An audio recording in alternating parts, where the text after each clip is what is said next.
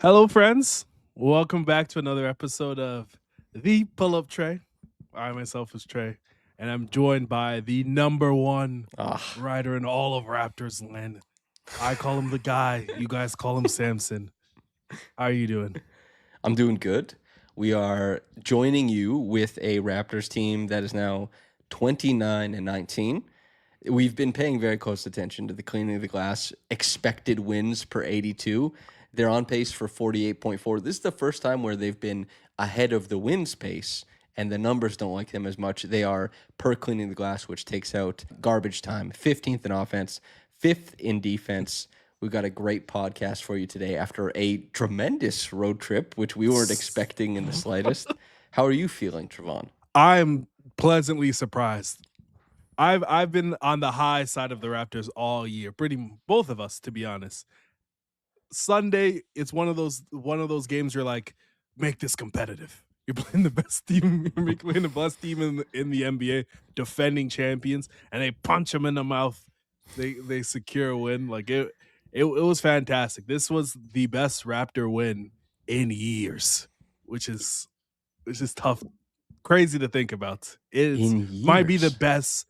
best Raptors win outside of post championship, maybe they won a playoff game. So outside of that playoff win, Wow. This, I didn't even think of it in terms like that, just because I guess the Raptors hadn't been achieving much. So I guess it's yeah, low hanging fruit because they did. Yeah, they went to game six with the 76ers.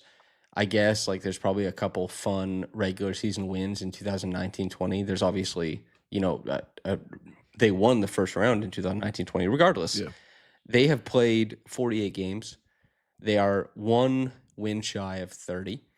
And they were predicted, or like the money said, dude, the money opened on this team at I think 33 Three. wins, and neither you or I are betters, but that was if you why Yeah, not just put your down payment on it, you know what I mean? Like it was just so easy to foresee this team winning more than 33, and then it kind of moved itself up to 38. And yeah. they're close to it, man. They are It road warriors at 16-9, by the way, as well. They battle. it it it is crazy, and with high praise comes high reward. And Emmanuel Quickley won Player of the Week for the Eastern Conference this year. This big doofus right here has been asking for him to play better for quite a while. And there's been a lot of criticism for him to play that way and secure that is tremendous. How what has changed with the way that Quickly's played, and do you think it's sustainable? Okay, so last episode I said you don't trade a guy when he's not playing well, and that quickly shot making has been just uncharacteristically bad. It came around. So I wanted to look at a couple really important things was like, Mm, is he running more on ball? Is he doing more of this stuff? Nope. Was he playing more off ball? Not even necessarily. He just was more efficient and just made shots. So, for example, he averages roughly 4.5 to 5 catch and shoot 3-point attempts per game. Instead of shooting like 35% on them, he went 18 or 10 for 18.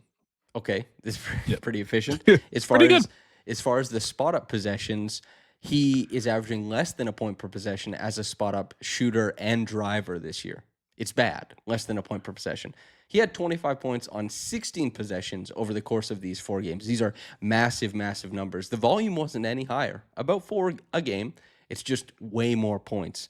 And the fact that he played so much in transition and played a little bit or was more efficient off ball, this was the first time this season where he had a lot of points in transition and a lot of off ball points because of that efficiency, not even the volume. And that puts him at 25 points per game, 6.8 assists, 6.8 rebounds, 61% from three, 61% from two, 95% from the free throw line, 80% true shooting. He just went bonkers. This happened earlier in the season when he Yep. had like that quick shot up to around 60% true shooting, and then he went down again. Let's hope that he stays flat at not 80% true shooting, but just far more efficient. It was a hell of a week. Yeah. I'm very glad to have seen it. Yeah, he did the thing. It felt like he was kind of due this sort of stretch. Like he's been shooting underneath his shooting talent for far too long. Mhm. Just like another guy we're going to talk about in a second. But IQ, like when he's hitting shots, everything comes together. His floater becomes a more dangerous weapon in what he's doing, and him in some of these threes were self creation, which was very impressive. And Hmm. when that happens, it forces the shell of the defense is much wider. It's harder to play the Raptors when he's hitting shots, and you understand the concept of why they invested this much and thought that him paired with a guy who's such an inside force like Scottie could bode well pairing them together. I think with him, I've always believed in the shooting talent and what he can do.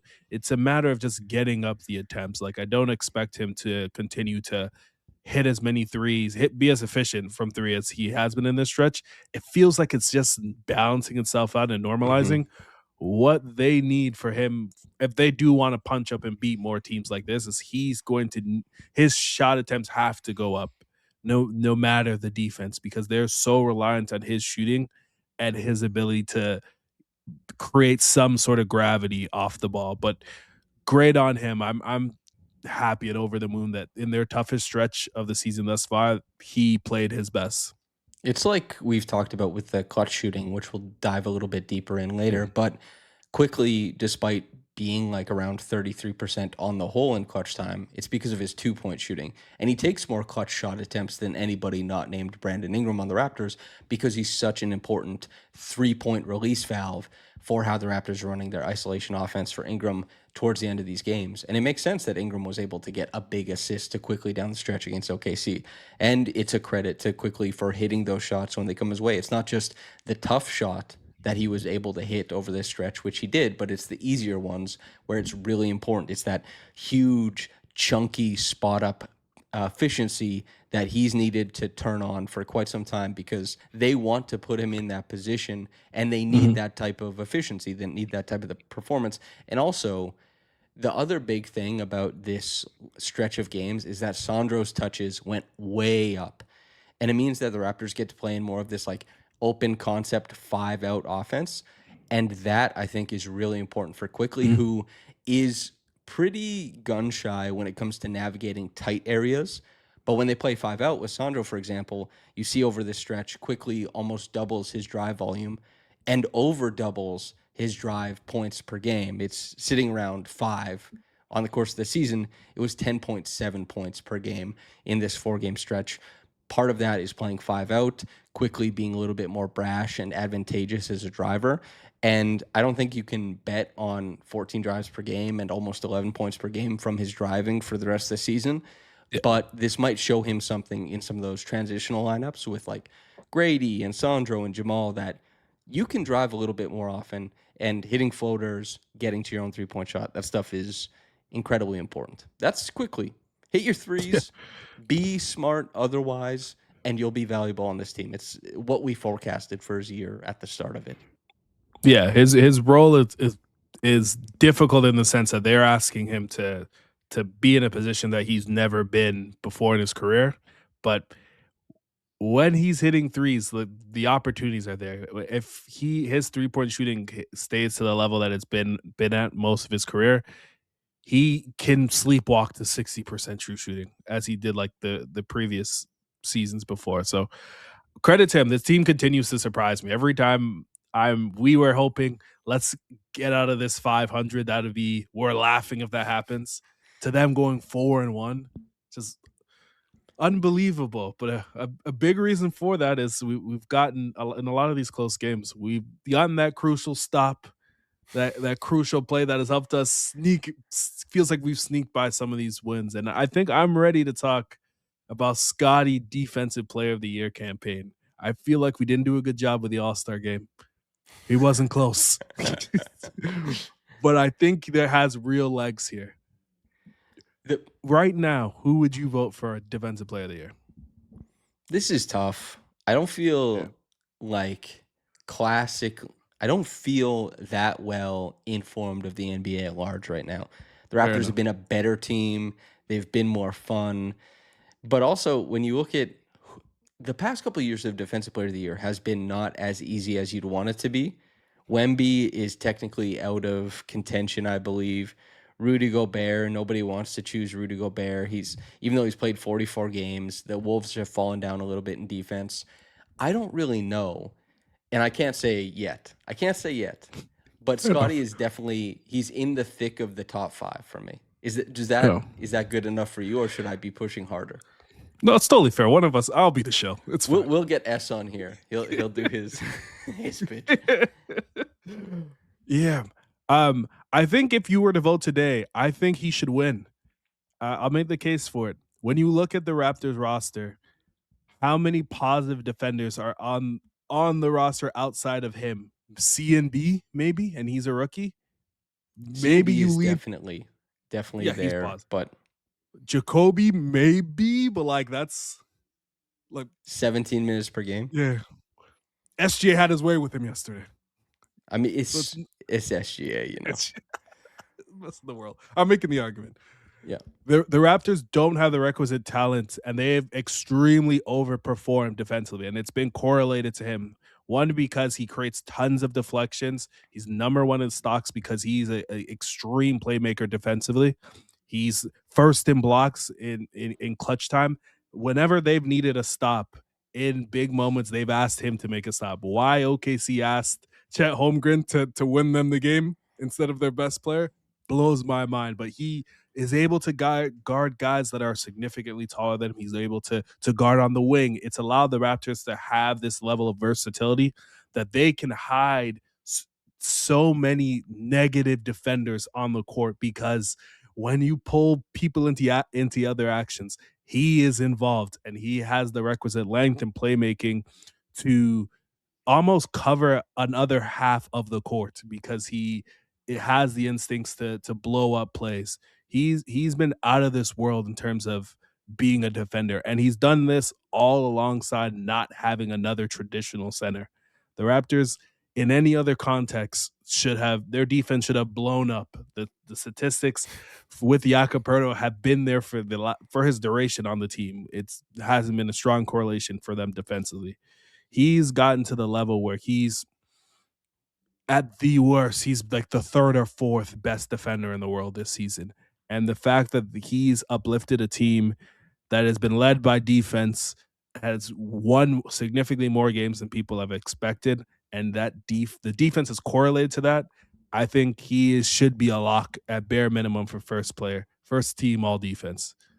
So a big thing here, these are some fun synergy numbers. So like Scottie he's contesting 4.4 rim attempts per game. That's actually the same number as Victor Wembanyama, although Wembanyama has this incredible ability to make teams just like not shoot at the rim and contest 4.4 anyway. That is 16th in the NBA. Rudy Gobert contests 4.5, Scottie and Wemby both 4.4. Scottie is 65th percentile in opposing rim field goal percentage. So Wemby is 90th at 57.6%. Scottie, teams are shooting 66% when he's there. That's very close to Miles Turner, for example. The really interesting thing about Scottie is that he's also giving you the 88th percentile in full closeouts. A lot of the top players on this list, save for guys like Evan Mobley and PJ Washington, who, you know, you've always loved and weirdly contests a lot of shots for the Mavericks. Basically, it's just a bunch of bigs who are kind of glued to the rim. Scottie and Evan Mobley and PJ Washington, these are guys who are giving you a bunch of full closeouts and a bunch of rim contests. And Scottie is like the guy who is better at guarding the rim, does it in high volume, gives you full closeouts, and guards the perimeter well. I don't know how many other players league-wide give you that type of versatility. Then you kind of pump in like the stocks leader. He is the arm that like reaches across the stage with the cane and pulls the Raptors out of a clutch time disaster with his defensive playmaking ability. And as you mentioned, how many strong defenders are on this roster? Maybe some guys are better than we thought because they've been put in a good context. Maybe some guys aren't as bad as we might have thought, but there's one defining player here. His name is Scottie Barnes, and it's going to be down to the wire in terms of who's going to win Defensive Player this year, but he keeps putting himself back in the conversation. He's at least in the conversation, which nobody had coming into this year, at least like among analysts. Yeah, he's lived up to all the expectations that we've had for him. to the point that we aren't talking about should he make the All-Star game. It's a lock. The Raptors have overperformed. He's the reason why. I don't know why the votes didn't correlate that way, but he's the reason why they've won the amount of games that they've had. The defense has correlated to that. I think you have just a strong argument if you're looking at who's uplifting the level of talent around them. Victor Wembanyama will probably win 15 of these. I'm sure of them. I'm sure of this. He just has to be healthy, Yeah, but like Stephon Castle is one of the best point of attack defenders in the NBA. He gives SGA tons of problems. There just isn't that requisite player on the Raptors that you can say that, hey, Scottie's able to do this and this because he's on the floor. CMB, I will give credit to. He's been outstanding. I've said it a million times. He has been great. But CMB didn't play yesterday, and they still gave OKC trouble because Scottie is just such a force inside. I've been so impressed with him defensively. He's having one of the best defensive seasons a Raptor has ever had, if not the best. Yeah, I think he's firmly in conversation for the best. I'm going to give you an answer to your question and then pose another one. Why didn't Scottie get all of the attention and the All-Star votes? Because he has, for the third year in a row, been between 19 and 20 points per game. For the third year in a row, been between 5.5 and 6.1 assists. For the third year in a row, been between 8.3 and 7.7 rebounds. For the third year in a row, been between 2.4 and 2.8 stocks. And, the first year he made the All-Star team, he had like 57% true shooting. This year, I think it's 58. To somebody who has not been checking in and watching the games and seeing just how much of a step he's taken defensively, which he has into Defensive Player of the Year nominee status, this is the same, it's almost an identical box score as far as like things change 3 years in a row.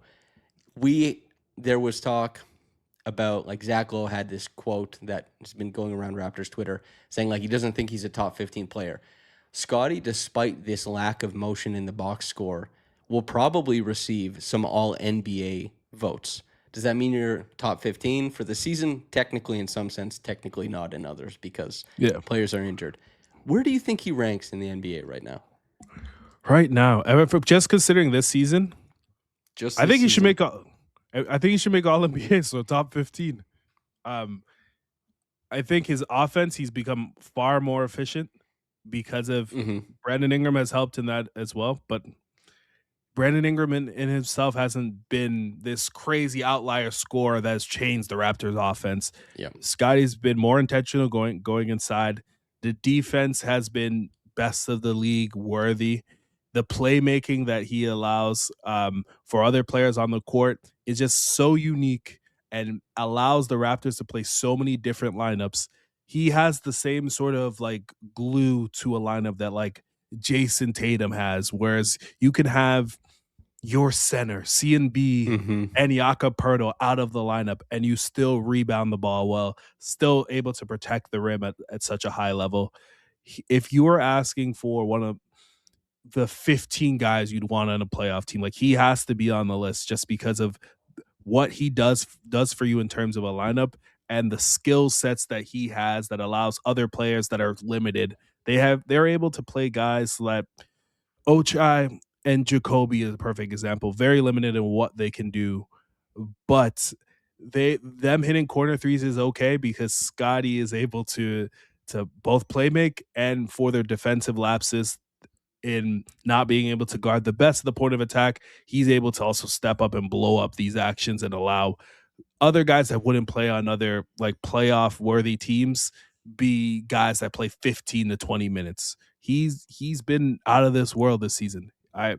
There was questions last year of like, is he going to live up to this max contract? We haven't heard about that at all this year. I don't think it's even easy. It's not a question this season. It's whether the question now is like, can the Raptors like surprise? Can they surprise further against really good teams? And I'm waiting to see. I think if he plays well in the playoffs and has a big moment, I think he'll start getting consideration amongst like the best players in the league. Yeah. He's not like making a mockery of the max contract. He's not like, oh man, this guy should be making 55. He's making 38. But he's pretty comfortably because he had no kicker. It's just the 25%, easy peasy. What I want to do with you before we move on to our ad read in the back end of the podcast, we're gonna read off the list by points per game, and I want you to tell me if you think Scottie is better. And it'll get interesting once we get to like, I think he's better than Denny. I think he's better than Jamal Murray, for example. But there's some names in here where you're like, Luka Doncic versus Scottie Barnes. Who do you take? So it's still Luka. Okay, Shea. SGA. Jaylen Brown. I'll give it to Jalen. He's been fantastic. I'll give it to Jalen. I'll give it to Jalen. Okay. Ant-Man, Jokic, Maxey, Mitchell, Leonard, Giannis, Brunson, anybody there? Mitchell's better. Give me Scottie over Kawhi. Wow. Kawhi's been hooping, man. Like he has been. But he's not the same defender that he used to be. It's to true. be honest. And then the playmaking is also limited as well. So if you're not that great of a defender, I think in a playoff series you can take him away much easier if he's not a threat to be a playmaker. So I'll take Scottie. That's a pretty hot take, Scottie over Kawhi. Okay, then you get into like, you probably don't think he's better than Steph or KD. No. Neither of those guys yet. How about like Devin Booker, Cade Cunningham, any of those types of guys? Not Devin Booker. Not Devin Cade? Booker.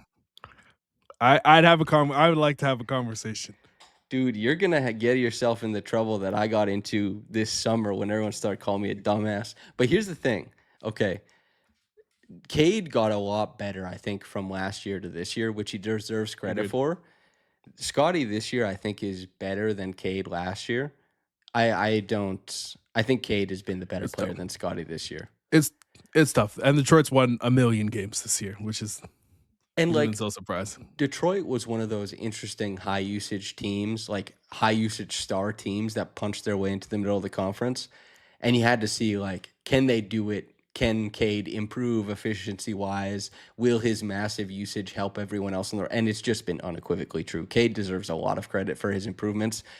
Softer improvements, the same way that Scottie does as well. But it is guys like Wembanyama. He's not better than Wembanyama. But he has launched himself into the conversations of like the Siakam, the Randalls, those types of guys who have all NBAs under their belt and continue to churn forward. I don't think either of them will make it this year. Randall just hasn't been probably as good as he should be. Pascal has been on a doomed Pacers team. But the fact that Scottie's launched himself into those conversations, I think he deserves a ton of credit. The Cade that's a hot little take. Here, I'm not saying he's all the way there yet. I just think it's a conversation of who'd you want on your team. It's basketball philosophy. Yeah, pretty much. But Cade has been tremendous. I love Detroit as well. So a second home, some people say. It's true. I'm just saying I won't be shocked if we win that series. I think we can. By the way, everybody, I'm here to tell you that basketball can be stressful.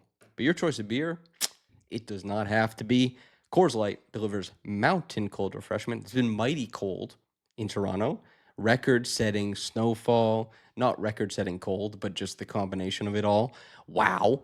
By the way, when the mountains turn blue on that little can of Coors of yours, the beer is as cold and refreshing as the Rockies. Coors Light is cold lagered, cold filtered, and cold certified for a smoother finish. Very smooth. Make sure to celebrate responsibly, people. And of course, you must be of legal drinking age. Trey, you've got a Super Bowl coming up. Will Coors Light find its way into your hand to celebrate Drake May, the greatest winning?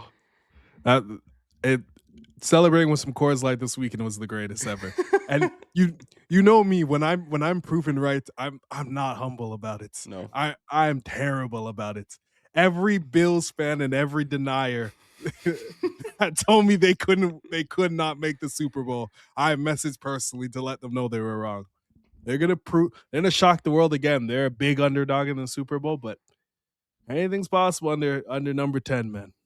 I love underdogs. That's part of the best thing is rooting for, especially, when it's like the calculus of who this team is was wrong the whole time. Just like they said that, Coors Light couldn't be as cold as the Rockies. They were wrong. It's been just as cold for so long. Again, make sure to celebrate responsibly. You must be of legal drinking age. Trey, where are we going from here? Okay. Another credit with criticism comes when you play well. Like we got to give you your respect. Mhm. Gradey Dick has lit my heart on fire again. He, Wow. he's showing me what my heart was fluttering when we drafted him. In the last 7 games, he's averaging 11 points a game, 4 rebounds on 54, 38, 80 splits, 64% true shooting. I think he's hitting what we expected that he could do coming off the bench. Mamu probably has hit those thresholds early on in the season. Still now, to be honest. Mhm. But what have you seen from Gradey that might have? I was gonna say flooding your. Sorry, hold on. I was gonna say tickle your pickle. I stopped myself. All right, let me restart. What have you seen from Gradey that has changed in the last 7 games? I hate to be like not entertaining about it, but he's hitting his 3-point shots more effectively and he's played a little bit more. The big Yeah. thing here is that he's, and especially above the break threes. I think he's hit 5 or 6 of them over this stretch. That's incredibly important to what he's wanting to be doing. And when you look at his impact over the course of the year, he's been at his best when he makes shots. And that's the beginning and the end of it. We've talked about to the death. We have like with no holds barred so much talk about a guy who averages between 6 and 7 points per game on a team that has a lot of stories. We've discussed Gradey a bunch. And part of it is just like if you shoot 30% from downtown, it's not tenable. But if you shoot 38%, then it is tenable. Then it does become acceptable, especially when you consider like over the last 7 games, you gave those numbers. Yes, he's shooting 38%. But on the course of the season, he's gone from 49% at the rim last season to 65% this season. And if you're saying, well, that's just transition, which some of it is, he went from 45% in the half court last season to 58% in the half court this season. That finishing, which was a real he wasn't worse in the league, but it was a real negative last year. Mhm. He's in the top third of the NBA in terms of how efficient he is finishing at the rim. And he's better defensively. Again, this was a discussion in the comments. I don't think Gradey is a good defender right now, but he's much better than he was last season. Agreed. These developments are important if the shot is going to come around. So if he becomes a guy the rest of the season, if he shoots 37, 38%, I think you're laughing. I think you're like, okay, this guy is definitely a rotation player for the regular season. We'll see what physicality, defense, and the meat grinder of the playoffs does. We'll see if he survives it. But insofar, improvements defensively, he's been a little bit better rebounding the basketball. He's very quick to find an outlet to move the ball on, hitting threes, and he's been good at the rim this year. All that stuff makes for a strong offensive player who has not as much gravity as he used to, but some. That's the Gradey of it all, I think. Yeah, I think this is pretty simple. Like a lot of the in between stuff has been there all season. His defense is improved with added husk. You've seen it at the rim a lot better, especially finishing against contact relative to last season. This was the baseline you were expecting. I don't think either of us expected for him to be this 40% or high 40 shooter on tons of volume.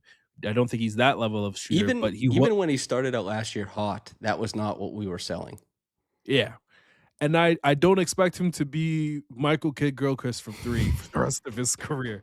Right now he's finding somewhere in between, which is what you're expecting because his motor runs super hot and it allows him to be this guy that's bigger than this rotational shooter because he wins you extra possessions because he rebounds great for his position.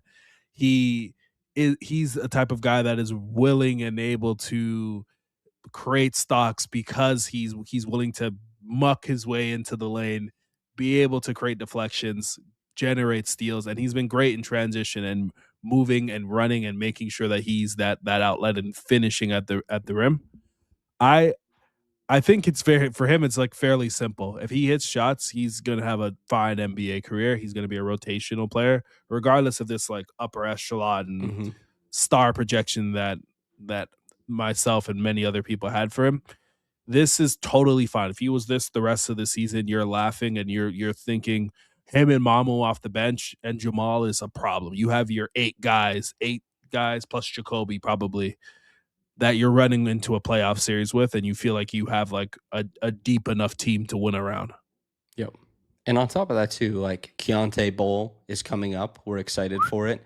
Keyonte was drafted after Gradey, and that's a big one because Keyonte is balling the hell out. But if you look Yes. at the draft, there's not a lot of good players after Gradey. That draft fell off like crazy, but Keyonte, he stands out like crazy. I think he's 22nd or 21st in the NBA in scoring right now. The efficiency has jumped up. All you're hoping for in this game, I think, is if Gradey gave you that 11 points on 64% true shooting for a Be game, happy.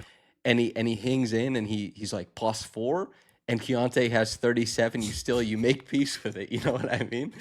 I wonder how that's gonna go. You know, the Keyonte. I think he could. Jamal Shed. I come to you hat in hand. Will you step up? Will you answer the call? Oh, Exactly, man. exactly. But Gradey, I mean, it's just you hit above the break threes. Suddenly, the path forward is a lot more.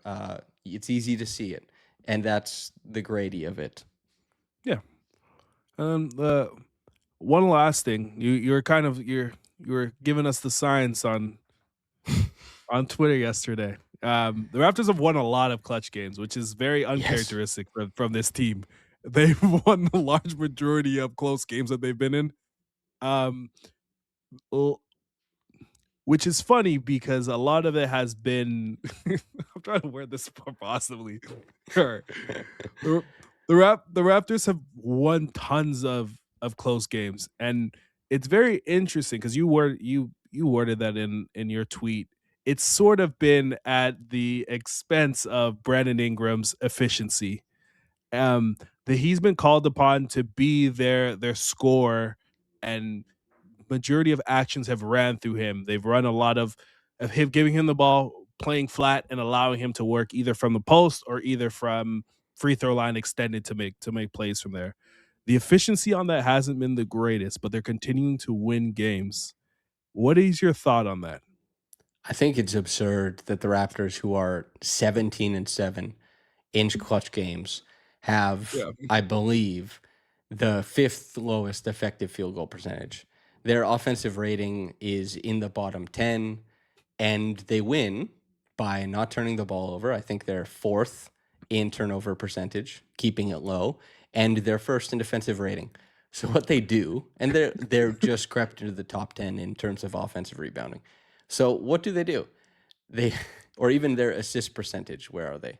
Probably they're 6th in assist percentage. That must mean when the ball falls into the hands of their point guards, it starts pinging around, they get assists. But largely what they do is the Brandon Ingram possessions are a shot in the dark at like moving the chains, I think.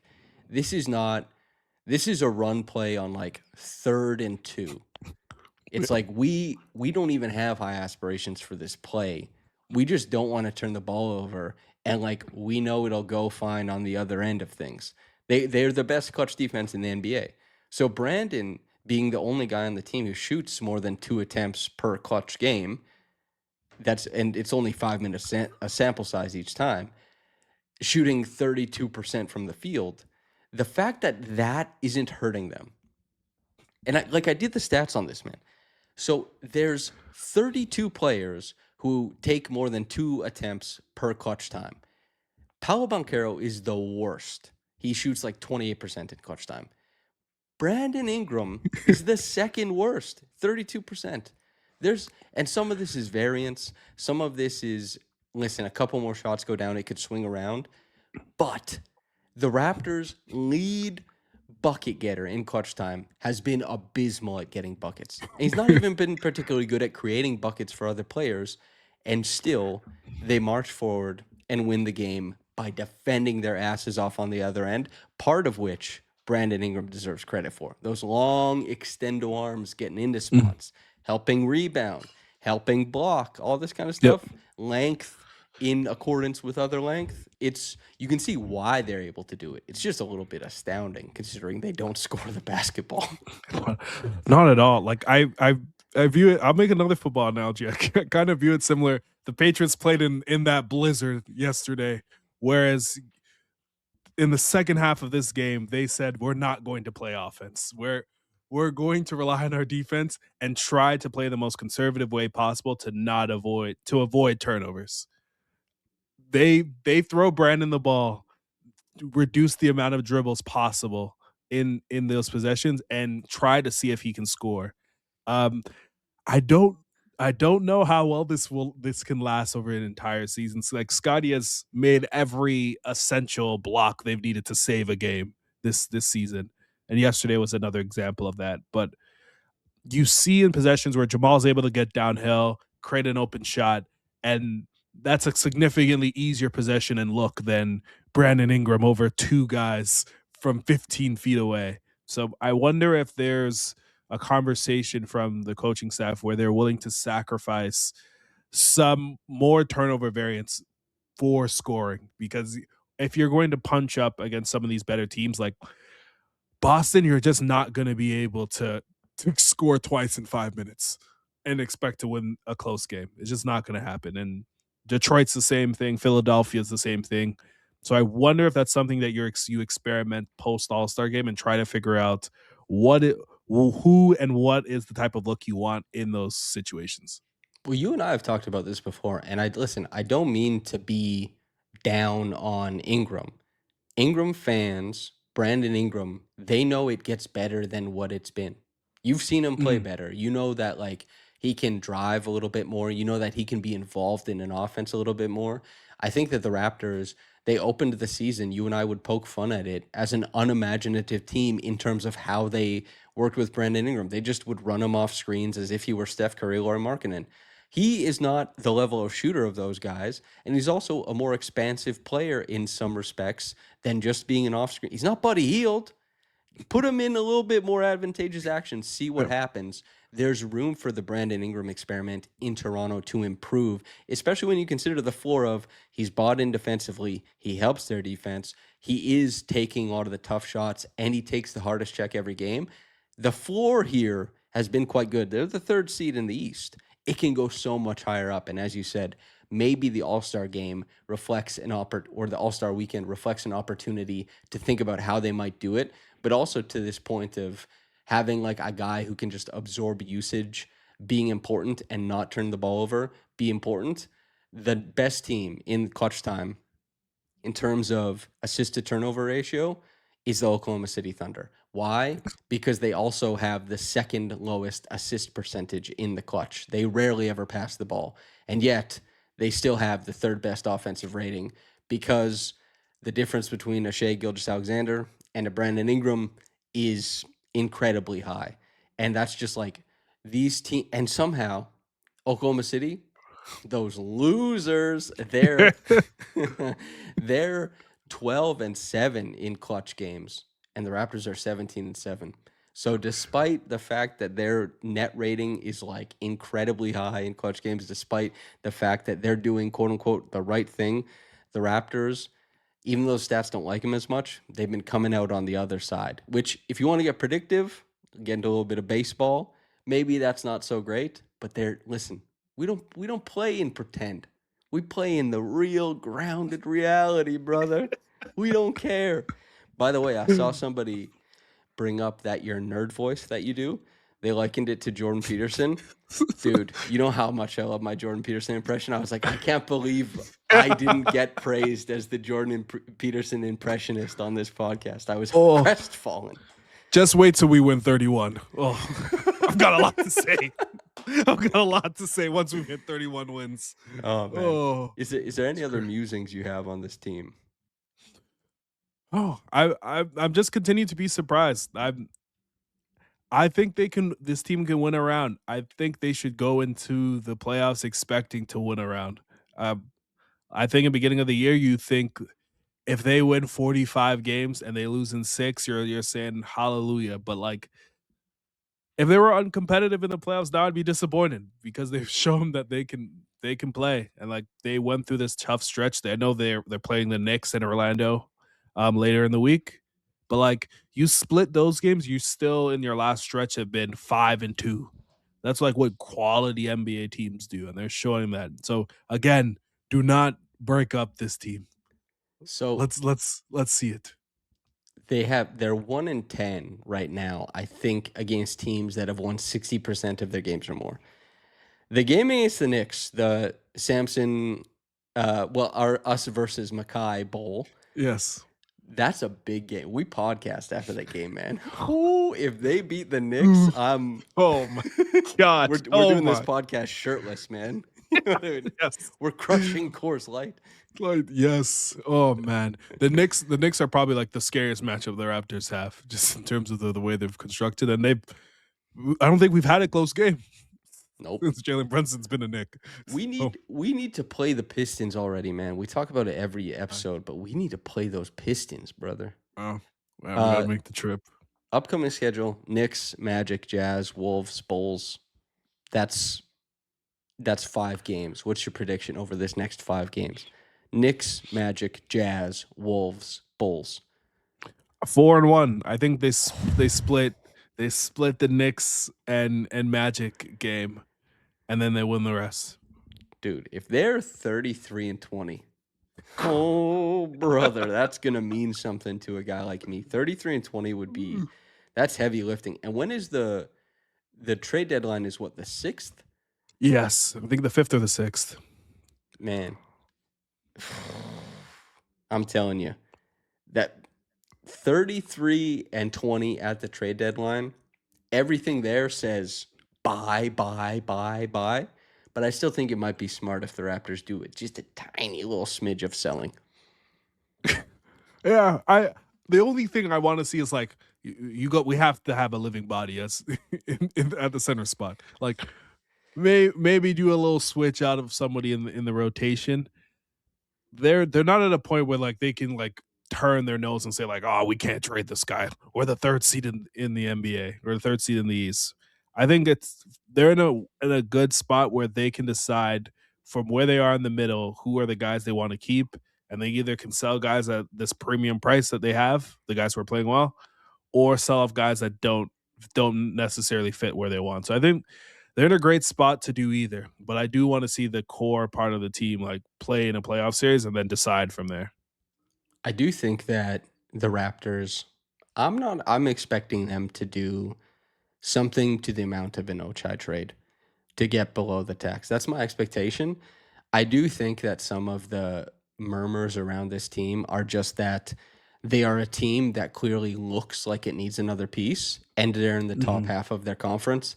And that means that not only like, established newsbreakers who actually do hear things can say stuff, but also that like people who read the tea leaves as aggregators, they can just put the Raptors in everything, because you'd be like, well, it makes sense. They'd make the trade to go for it. But I don't know, man.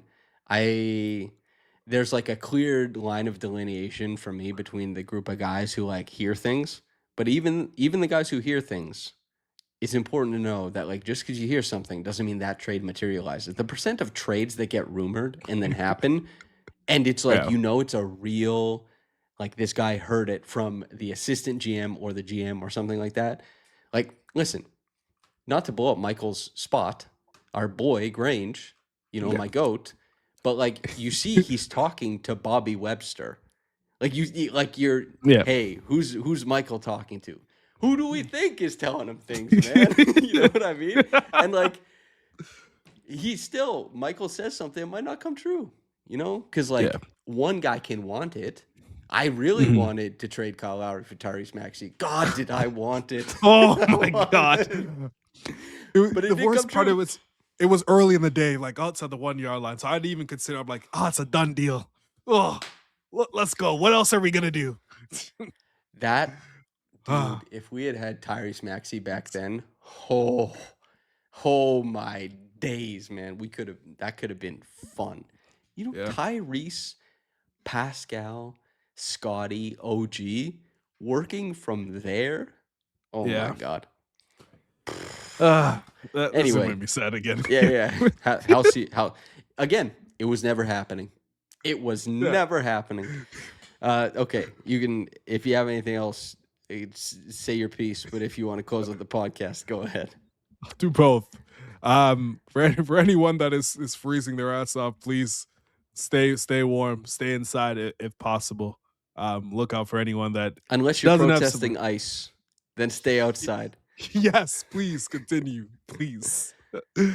But this team keeps rolling. I didn't believe on Sunday, and shame on me. I'm gonna keep believing. 50 wins loading, man. We're gonna see if Coors Light is okay with that last. I didn't. Oh, brother.